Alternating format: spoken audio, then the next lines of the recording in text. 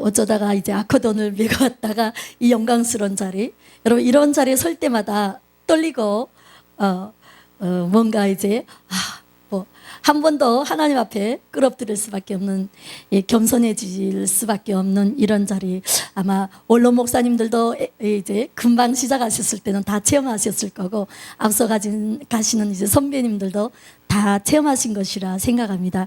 저도 이제 목회를 시작한 지 7년밖에 안 된 사람이라 이제 굉장히 지금도 조금씩 떨리고, 특히 원로 목사님들이 앉아 계실 때는 더 떨립니다. 그러나 넓은 마음으로, 따뜻한 마음으로 기다려 주신 것처럼 또 기다려 주시고 바라봐 주시고 이끌어 가시는 줄로 믿고, 우리 사랑의 주님 때문에 우리가 이 자리에 함께 모였으니 오늘 이 시간 제가 하나님께 받은 감동으로 준비한 말씀을 함께 나누고자 합니다. 저 이제 먼저 계시록 21장 24절 말씀을 함께 나누고자 합니다. 계시록 21장 24절 말씀입니다. 제가 큰 소리를 읽을 거니까 여러분 같이 펼치셔서 함께 읽어보시면 좋겠습니다. 우리 함께 읽어보시겠습니다.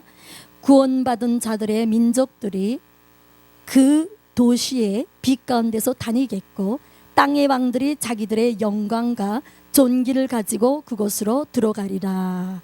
아멘. 26절 27절도 함께 읽어보시겠습니다. 그들이 그 민족들의 영광과 존귀를 가지고 그곳으로 들어가리라.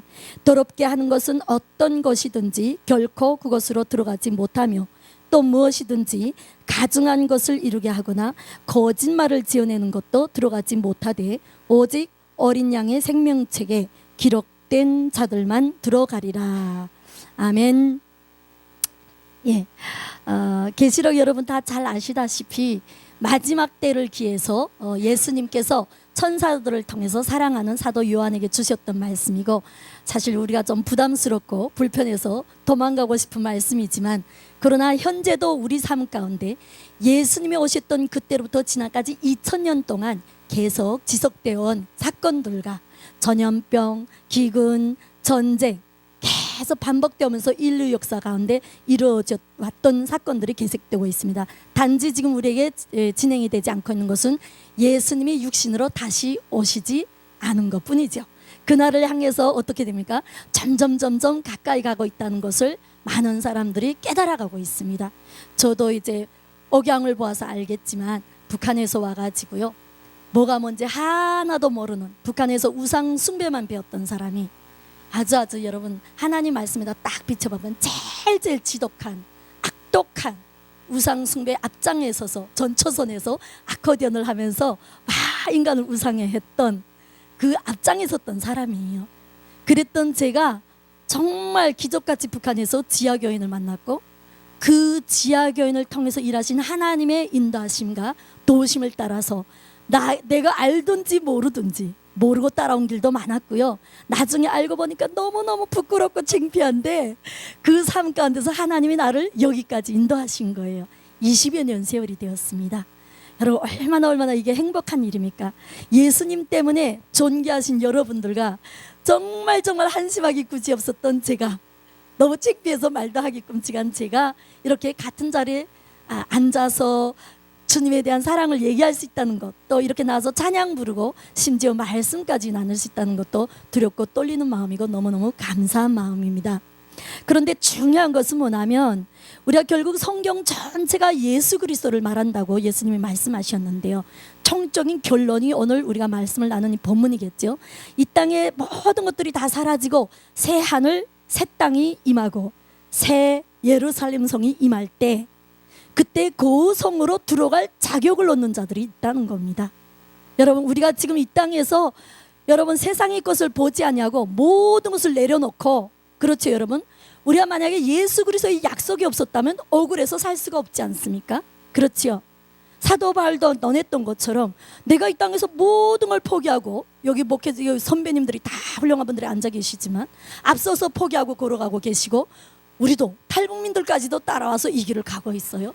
그리고 한국분들이 기도해서 야 쟤네가 뭐 한다고 저렇게 열심히냐 그러시거든요.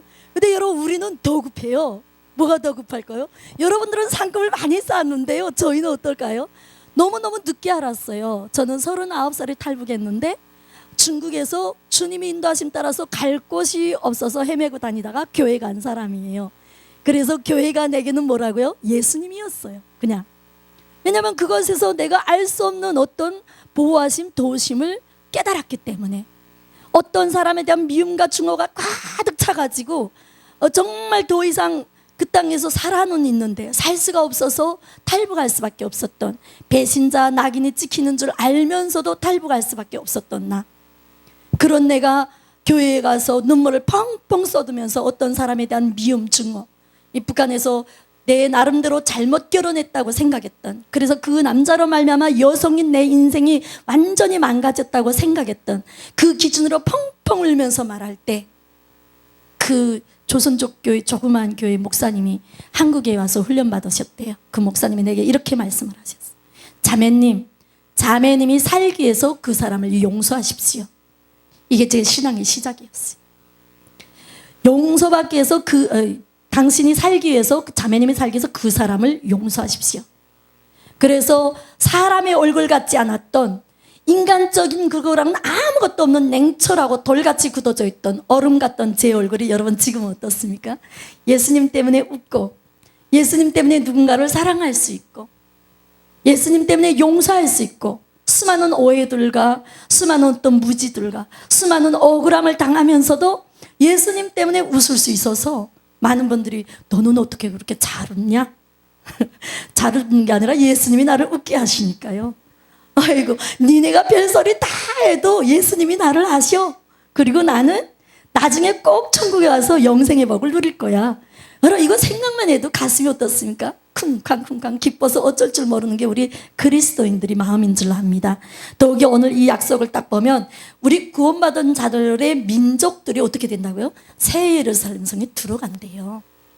여러분, 근데 우리가 이 말씀을 듣고 그냥 감동받고, 야, 그래, 이걸로 끝나면 됩니까? 안 됩니까? 안 돼요. 이렇게 되기 위해서 우리가 행해야 할 것들이 있다는 거지요. 여기서 아까 우리 나이 많으신 원로 목사님께서 계속 히브리서에 대해서 말씀하셨는데요. 제가 히브리서에 딱 가면 이런 말씀이 있죠. 하나님의 아들이신 그분이 뭐예요? 징계를 받으셨어요. 그렇죠? 그분이 징계를 받으셨는데 제 이놈의 히브리서를 이해하려고 신학교에 와서 20번을 읽은 것 같아요. 평신도 때 읽지도 않았어요. 살짝 도망가고 그 히브리서만 살짝 넘어갔던 사람이에요. 그러다가 이제 신학교에 가서 더 이상 피할 수 없으니까 너 사명자야. 뭐? 내가 사명자라고? 야, 너 북한에서 지하교를 만났댔잖아. 너 그렇게 해서 그 자매님 때문에 너 여기까지 왔잖아.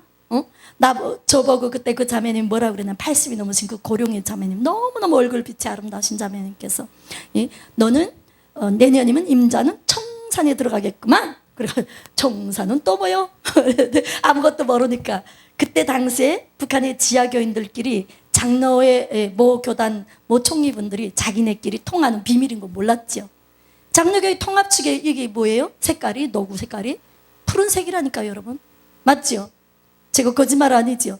그 조직의 분들이었는데 제가 모르죠. 제가 뭐랍니까? 아무것도 모르죠. 저는 빨갱이 집안의 가장 극심한 빨갱이 집안 딸이었는데 아무것도 모르죠. 근데 그 자매님이 저 같은 사람을 앞에다 놓고 뭐라고 그랬다고요? 님자는 내년부터 청산 들어가겠구만. 딱 이랬으니 그 다음에 남으로 가야 돼. 또 이러시니 저거는 무슨 소리요? 나는 그런 거 안 믿습니다. 이제 나는 그런 거 뭐 귀신도 안 믿고 미신도 안 믿습니다. 딱 이제 그런 생각이었죠. 그래서 그 할머니 얼굴을 한 번 쳐다보고 고개를 이렇게 모른 척하고 숙여버렸죠. 근데 그 다음에부터 2022년부터 진짜 여기 왔어요. 2022년부터 7년 만인 2008년에 2002년도부터 시작해서 2008년에 대한민국 입국했고, 소름 끼치더라니까. 나중에 신학교에서 생각해보니까 뭐야 이게, 뭐 나 같은 놈을 다, 이 제트성이 나를. 우리 주님이 인도하심이 그래요. 그러니까 자, 여기서 지금 제가 하고자 하는 말이 있습니다. 우리 성경 전체 처음부터 쫙 보면 아브라함에 대한 이야기가 어떻게 시작돼요? 그가 아무것도 모르는데 뭘 따라서요? 자기에게 들리는 하나님의 말씀을 따라서 순종하여 무엇을 행하였지, 어디로 갈지 갈 바를 알지 못하고 출발을 해서 가나안 땅에 온 거예요. 그럼 우리 탈북민은 제가 북한에서 떠날 때 알고 떠났어요? 모르고 떠났어요? 아이고, 알기는 뭘 알아. 모르니까 몇 년 세월을 얼마나 한심하게 살았는지 말도 못해요. 한국에 와서 교회에다 이름까지 걸어놓고도 은혜를 엄청 많이 받고도 그냥 세상 사람하고 똑같이 살았습니다. 노래방 가고 결혼한답시고 이 남자 저 남자 만나보고 제정신이 아니었어요 저. 그러니까 우리 탈북민들 보고 한국에 어떤 장로님이 딱 이러시는 겁니다. 너네들은 노래방이나 가지 여기는 뭐하러 왔냐. 교회 가니까. 그러니까 그 장로님이 보시기에 우리가 너무 한심했던 거예요. 아니 예수를 믿으면 거룩하고 경건하게 살아야 되는데 제 할 짓 다 하니까. 그러니까 그 장로님의 기준에서 우리가 이해가 안 돼. 근데 우리는 말씀을 알을까 뭘까요?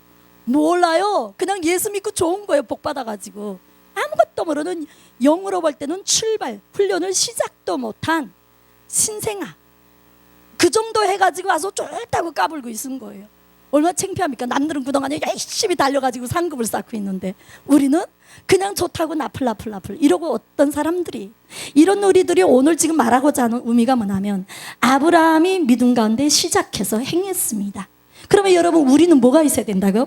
우리 민족이 거룩한 민족으로 마지막 때 그 예루살렘 성에 들어간 자격을 얻으려면 우리 뭘 해야 된다고요? 믿음 가운데 행해야 되겠죠. 저는 이 행함을 말씀드리고자 하는 겁니다.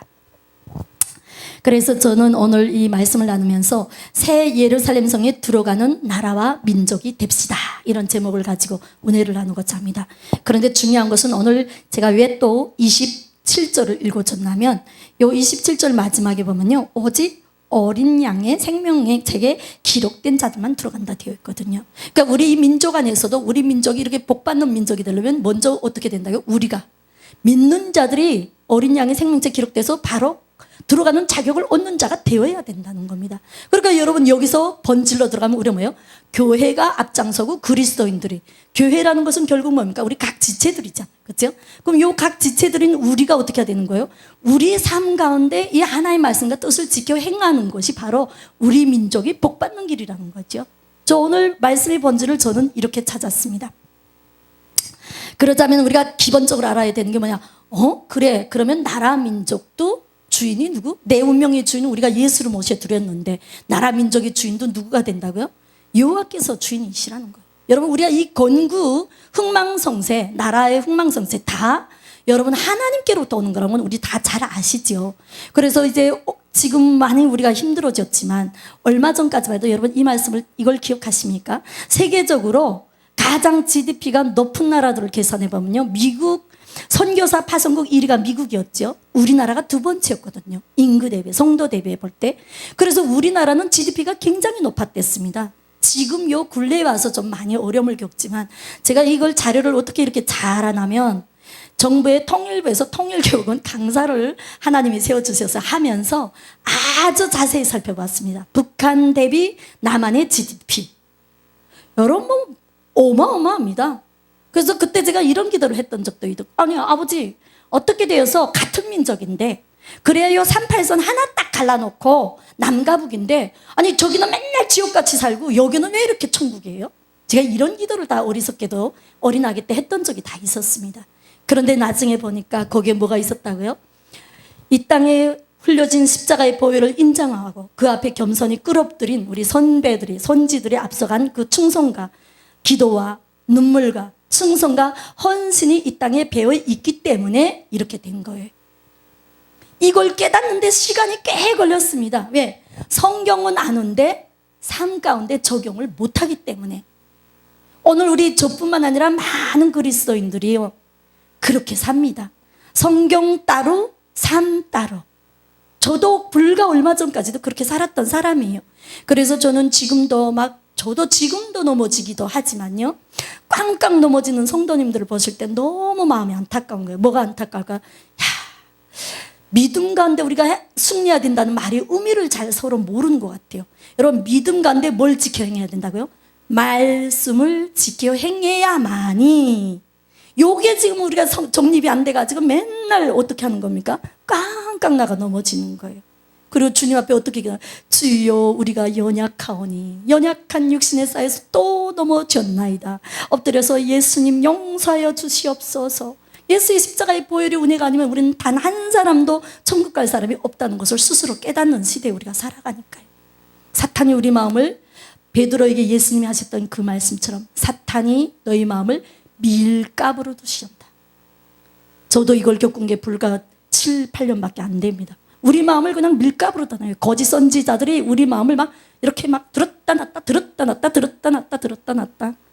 제가 오죽하면 죽고 싶어서 주님 나 그냥 천국에 데려가 주세요. 이랬던 적이 불과 2005년도였죠. 주님 나 그냥 천국 데려가 주세요. 지금이 너무 좋아요.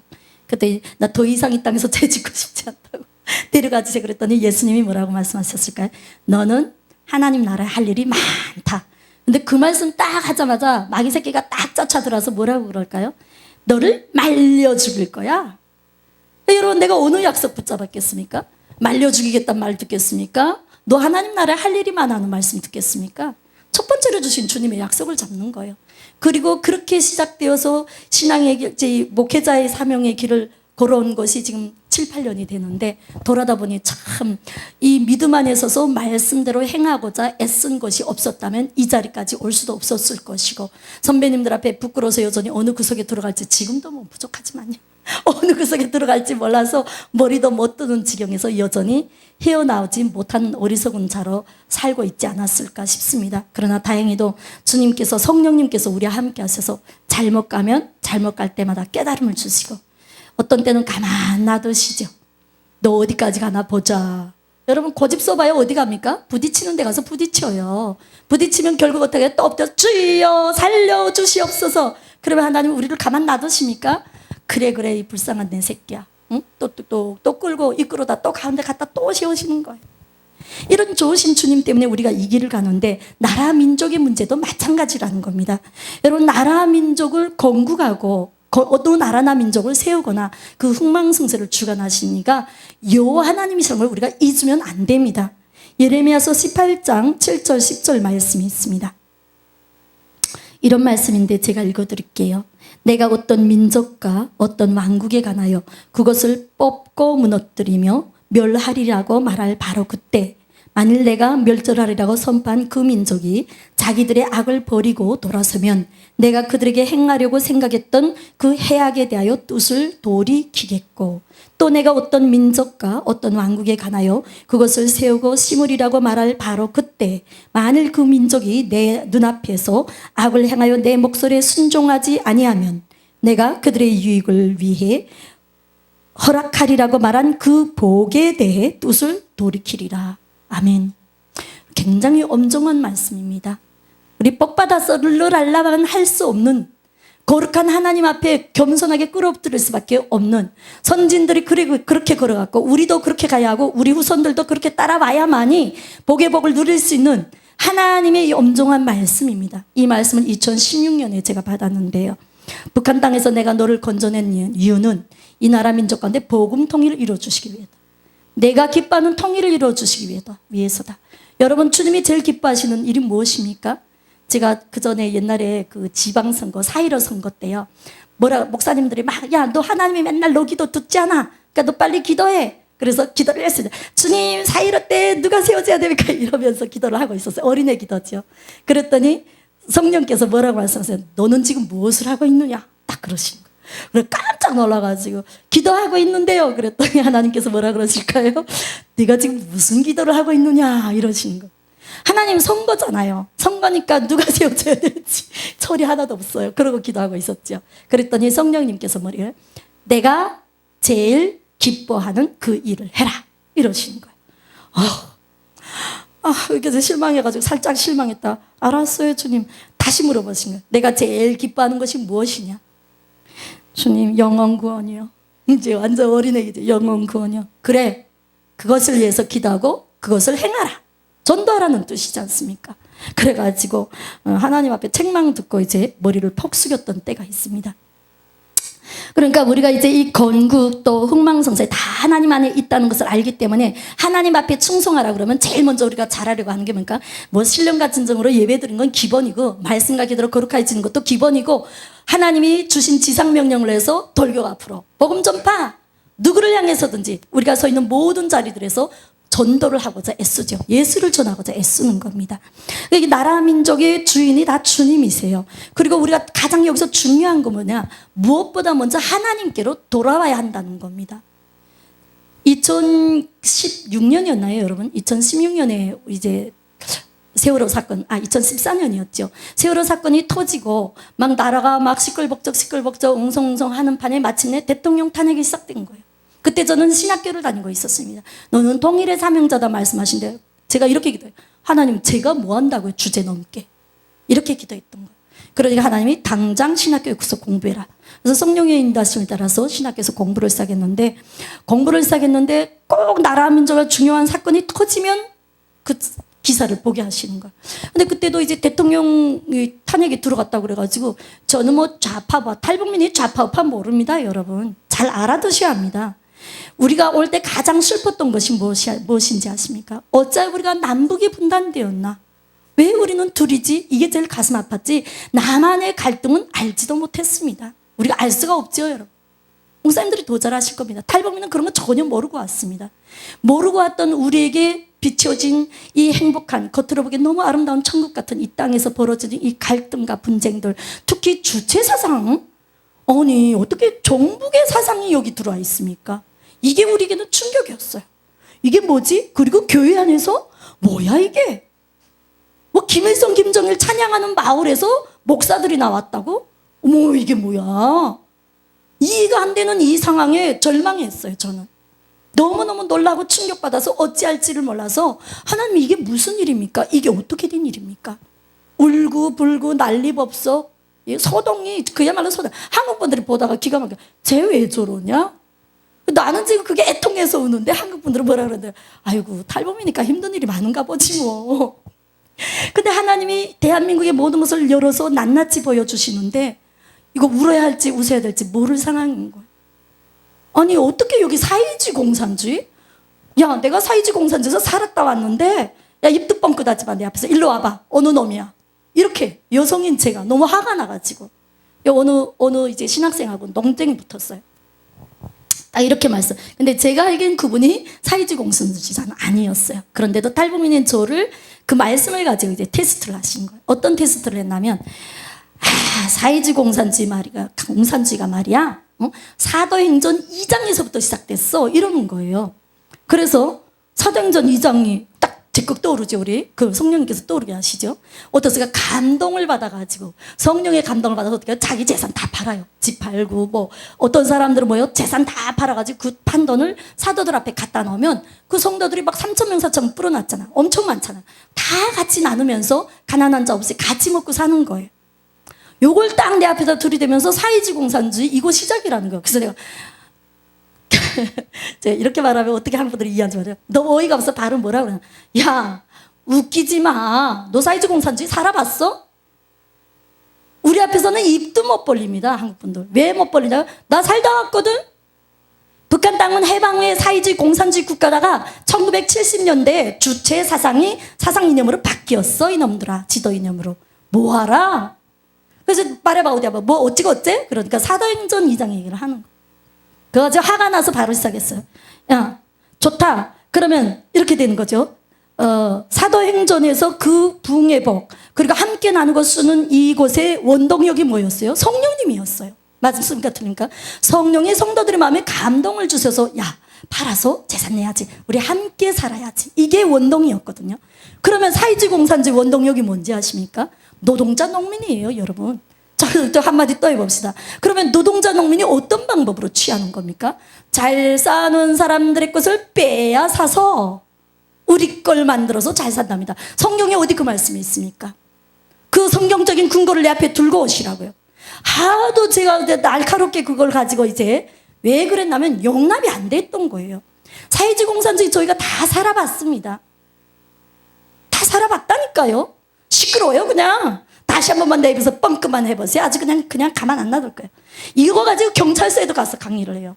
경찰분들이, 보안서분들이 탈북민들을 관리하시는데 사고가 날까 봐 오라고 그러시거든요. 아이고, 목회자가 됐다고요? 어휴, 한번 와서 설교해보세요. 수요 예배하는데 초청을 해요. 가면 이제 뭐 한 10명도 안 되게 댕그랑에 앉아 계세요. 시작을 하는 거예요. 시작을 하면 이제 탈북민이 입에서 막 불이 뿜듯이 나가는 거예요. 응? 어떻게 말해요? 응? 이 자유로운 하나님의 말씀으로 복받은 대한민국에서 무슨 사이지 공산주의 주체 사상입니까? 이러죠. 전도사 때였거든. 그러니까 경찰분들이 어느 순간 하다 보니까 꽉 찼어. 처음에는 무슨 탈북자가 이랬는데 보다가 하자마자 보니까 여기 꽉 차서 그러고 앉아서 시원하다. 시원하다. 우리는 입도 뻥끗 못하는데 저희는 그냥 상관없어요. 목숨 걸어 이미 목숨 걸었지 뭐 목숨이 두 개입니까? 하나예요. 하나를 위해서 그냥 주면 붙이죠. 뭐가 그리 무서워요? 잃을 것도 없어요. 응? 그래서 어떻게 하는 거예요? 돌격 앞으로. 돌격 앞으로 해서 이제 기회만 주면 이걸 말합니다. 저는 왜냐고요? 한국 분들 깨어나세요. 이 복된 나라, 이렇게 많은 복을 받은 나라에서 뭐가 부족해서? 왜 사이지 공산지입니까? 왜 주체사상입니까? 왜 동성애, 하나님이 가장 싫어하신 동성애입니까? 이게 오늘도 나라 민족의 주인 되신 우리 하나님 멸하시거나 세우거나 하실 때 우리가 행함을 지켜보십니다. 여러분, 그렇죠? 불꽃 같은 눈동자로 지금 보고 계시거든요. 특히 저 같은 경우는 사명자였기 때문에 하나님이 제 뒤를 따라다니면서 다 보셔요. 아주 제 눈이 하나님이 도가 돼버린 거예요. 난 원한 적도 없었어요. 사람들이 저보고 너 욕심쟁이. 내가 무슨 욕심쟁이야? 나는 이런 것을 쓰임받는지도 몰랐다 야. 모르니까 쓰임받죠. 알았더라면 뭐 쓰임받겠습니까? 모르니까 그냥 하란 대로 샅샅이 다 하고 있는 거예요. 그 하나님 뭐라고 그러시는 거예요? 내가 너희들을 지금 보고 있다. 보시는 앞에서 하지 말라는 짓만 길게 쓰게 하면 어디로 가는 거예요? 소돔 고모라처럼 멸망당하는 거예요. 그러나 니느웨처럼 회개하고 돌아서면 여러분 니느웨가 어떻게 되었죠? 용서받았죠. 요즘에 제가 아주 감사합니다. 조금 뭐 그동안 우리가 선거 때문에 막 무질서하고 혼란이 벌어지고 국민들이 너무너무 나라가 무질서하니까 이번에는 검사 출신 좀 세워보자. 공정과 상식으로 돌아가보자. 그러니까 또 이제 뭐 무슨 사건이 아직 해명해야 될 뭐 사건 많아요. 5.18에도 지금 가짜 유공자 많지만 4.3 사건 잘 아시죠? 제주도 사건, 4.3 제주 사건, 여순 사건, 이게 지금 우리 난제들을 다 안고 가야 할 문제입니다. 정부는 정부대로 그렇게 할 수밖에 없었던 상황. 그러나 또 반군들이 끼어들어서 그 애매한 양민들을 학살한 사건. 여러분, 이 시대가 우리에게 통일의 시대를 걸어가야 되는데 하나님 준비하신 복이라는 보따리가 이만한 게 우리 앞에 있는데 이게 그냥 차려지는 겁니까? 우리의 노력과 우리의 헌신과 말씀대로 지켜 행하고자 하는 우리들의 그 순수한 그 노력을 주님이 보시다가 그래 너희 잘한다. 그래 내가 복 줄게. 이렇게 해주시는 거예요. 저도 하다 하나님 앞에 울고불고 해서 2018년에 응답받기를 저는 다른 기도 하나도 안 했어요. 딱 이렇게 아버지 나는 주체사상도 싫습니다. 사이지 공산주의도 싫습니다. 오직 하나님 우리 자유로운 신앙의 터전이 지켜지게 해주시고 북한 땅까지 그렇게 되게 해주세요. 그러니까 한국 분들이 그래요. 쟤는 똑같은 기도만 야 똑같은 기도밖에 할 게 없다 이놈들아. 대놓고 말하는 거예요. 왜 똑같은 기도만 성경이 말씀하셨잖아요. 진리는 예수님이에요. 그 진리되는 예수님 말씀만 놓고 기도하면 똑같은 거예요. 뭘 다른 거 바랍니까 저한테? 없어요. 저는 예수밖에 더 이상 말할 것도 없거니와 예수님이 우리에게 나라 민족에서 주신 이 성경 말씀 전체가 다 예수 그리스도에 대한 거기 때문에 우리는 오직 그것만 의지하고 나가야 한다고 저는 생각합니다. 예수님께서 마태복음 4장 17절에 회개하라고 말씀하시죠. 회개하지 않으면 여러분 그 죄악을 그대로 우리가 안고 갈 수밖에 없잖아요. 그런데 회개하고 우리가 그 악한 행에서 돌이키면 그때 어떻게 합니까? 주님의 기적이 우리에게 다 일어나는 줄 여러분 잘 아시죠? 내 개인의 삶에, 내 가족과 내 가문에, 그리고 우리 사랑하는 이웃들, 여러분 우리 주님의 몸된 교회 안에, 공동체 안에, 나라 민족 안에 이 선함이 이루어지는 것이 바로 저와 여러분들이 앞장서서 달려가야 할 길이라고 저는 그렇게 믿습니다. 그것이 우리나라 민족이 함께 복을 받고 마지막에 결국은 그 영광의 땅 새 예루살렘 성에 들어갈 수 있는 자격을 얻는 길이라고 저는 생각합니다. 예레미야 29장 11절 13절을 보면요, 주님께서 두 번째로 이제 그 주신 말씀이었어요. 나라 민족에서 기도할 때 주신 말씀, 눈물 가운데 간구할 때 주신 말씀인데요. 그 말씀이 무엇입니까? 너희를 향해 내가 생각하는 생각, 이거 킹제임스 성경입니다. 너희를 향해 내가 생각하는 생각을 내가 아노라. 그것은 평안을 주려는 생각이요 해악을 주려는 생각이 아니니 곧 기대하던 결말을 너에게 주려는 것이라 주가 말하노라. 주님이 우리에게 주시고자 하는 건 평안이에요. 현대판 성경에서 보니까 희망과 미래죠. 여러분 희망과 미래 우리가 생각한 거면 주님이 그걸 이루어 주시는 겁니다. 그걸 위해서 우리가 해야 할 일이 12절 13절에 기록되어 있습니다. 그때는 너희가 나를 부르고 가서 내게 기도하리니 내가 너희 말에 귀를 기울이리라. 또 너희가 너희 마음을 다하여 나를 찾을 때 나를 구하겠고 나를 만나리라. 아멘. 이 말씀 안에는 단순한 기도만 있는 게 아닙니다. 우리의 행함도 다 포함된다고 저는 생각합니다. 내가 거룩하니 너희도 거룩하라고 하신 그 말씀을 지켜 행할 때 우리에게는 복의 복이 넘쳐나는 걸로 믿습니다. 그런데 이걸 위해서 우리가 해야 될 일이 뭡니까? 교회가 본이 되어야 되는 겁니다. 하나님이 제게 마지막으로 주셨던 말씀은 너희 교회가 다윗 공동체처럼 하나님이 기뻐하신 공동체가 되라는 겁니다. 하나님이 기뻐하시는 초대교회 때처럼 그렇게 하나님이 기뻐 받으시는 공동체가 우리가 되어야 된다는 거죠. 그래서 우리는 무엇인가 땅끝까지 주님이 주신 이 말씀들을 지켜야 되는데 가장 중요한 첫 번째가 우리 땅끝까지 복음을 전해야 되는 거예요. 마태복음 24장 14절에 모든 족속들에게 복음이 전파되어야 하리니 그때야 후철이라 되어 있죠. 그 다음 또 마태복음 28장 18절 20절에도 모든 민족을 제자로 삼아서 성부와 성자 성령의 이름으로 세례를 베풀고 내가 너희 말한 것을 가르쳐 지키게 하라. 이렇게 말씀이 명령이 되어 있어요. 그러니까 첫 번째로 우리가 은혜 받은 구원받은 자들이 해야 할 것은 복음 전파. 다음 두 번째로 우리가 또 해야 할 이걸 위해서 우리가 뭘 받아야 돼요? 사도행전 1장 8절 말씀 오직 성령이 너에게 임하시면 너희가 권능을 받고 예루살렘과 온 유다 사마리아 땅끝까지 이르러 내 증인이 되리라 말씀하셨으니까 무조건 성령으로 돼요. 여러분 하나님의 영이 없으면요 자기 육신의 기준대로 행해가지고 자기가 보기 좋은 대로 해가는 거예요. 오늘 우리 한국교회의 문제가 종교적인 무리가 되어버립니다. 종교적인 무리. 하나님께서 수도 없이 말씀하세요. 한국교회는 WCC의 영을 끌어들여가지고 다 지금 종교다원주의가 되었다는 거예요. 내가 옳은 대로 행하는 겁니다. 여러분 그럼 우리가 무엇 때문에 성령을 모셔드려야 합니까? 성령께서 해주실 일이 무엇이 있겠습니까? 그렇지 않습니까? 내가 옳은데 내가 의로운데 성령께서 우리에게 굳이 하실 일이 무엇이냐. 어떤 목사님 한 분이 옛날에 뜨겁게 성령을 받았던 분이 계세요. 그리고 나서 이제 직장 생활을 하셨어요. 장로하시고 목사하시고 하면서 직장 생활하시고 65세 돼서 은퇴하셨습니다. 은퇴하시고 보니까 무슨 일이 벌어졌냐면 성령이 다 소멸되어 버렸습니다. 그러니까 하나님이 제게 그 목사님을 보내주시면서 응답 주시기를 다시 성령을 받아야 한다. 그러시면서 이렇게 말씀해요. 내 아들이 되라고 해라. 그리고 그 목사님이 사랑이 얼마나 많으신지 모릅니다. 얼마나 잘하신지 모릅니다. 그런데도 주님께서 뭐라고 말씀하신다고요? 내 아들이 되라고 그래요. 이게 뭐예요? 그 안에 하나님의 영이 없다 이 뜻이란 소리입니다. 여러분 이렇게 무섭습니다. 이걸 아는 자는 두려워서 하나님 앞에 엎드릴 수밖에 없는 거예요. 주여 다시 내게 성령을 주시옵소서. 이걸 안 할 수가 없어요. 하나님의 영이 없는 자는 하나님의 자녀가 아니라는 겁니다. 여러분 이 두려운 말씀 우리 잊지 마시기 바랍니다. 두 번째로 우리는 한국교회는 순결한 신부가 되어야 됩니다. 오늘 한국교회 안에 들어있는 이 작동사상 율법을 지키는 건 당연한 거죠. 초등학문이니까. 그런데 할례와 무할례와 관련해서는 우리가 다 잘 아시지요. 할례파 무할례파. 그리고 초대교회 때 무슨 일이 벌어졌습니까? 사도행전 15장에 보면 이방인 그리스찬들에 대해서는 어떻게 해야 되나에 대한 정확한 규칙들이 있지 않습니까? 근데 이걸 자꾸 너무 소려하고 문제는 음식과 관련해서도 그렇고 또 뭐 이런 것들을 율법을 딱 기준으로 해서 율법을 가지고 판단하는 건 잘못된 거 아니에요. 근데 그 다음 말씀에 가서 걸려요. 어느 말씀에 걸립니까? 하루에 7번에서 70번이라도 용서라는 말씀에 가서 걸려둔다니까요. 그러니까 그 영이 무슨 영이 되는 거예요? 정죄영이 돼버리는 거예요. 율법을 가져가서 판단했다는 게 잘못됐다는 뜻이 아닙니다. 판단을 하고 나서 그걸 정죄하는 게 아니라 뭘 해야 된다고요? 용서해주고 권면해주고 사랑으로 같이 가야죠. 욕을 못하는 거예요. 왜 우리 교회 와서 맨날 정죄를 하는 거예요. 영이 와가지고. 그래서 제가 듣다 못해서 이랬어요. 야 그만 정죄해라. 그래서 예수 안에는 정죄함이 없느니라. 그래버렸어요. 미안하다 잘못했다. 영이 와서 그러고 있는 거예요.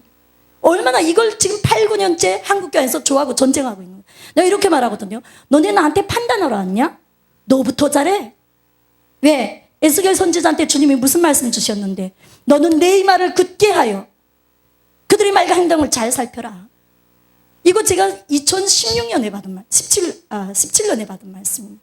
왜냐하면 너무 저를 탈북민이라고 정죄하니까. 그러면 저는 뭐라 그래요? 은혜 아니면 너희 천국 갈 자가 첫째로 한 명도 없어. 너네 행위를 잘 봐.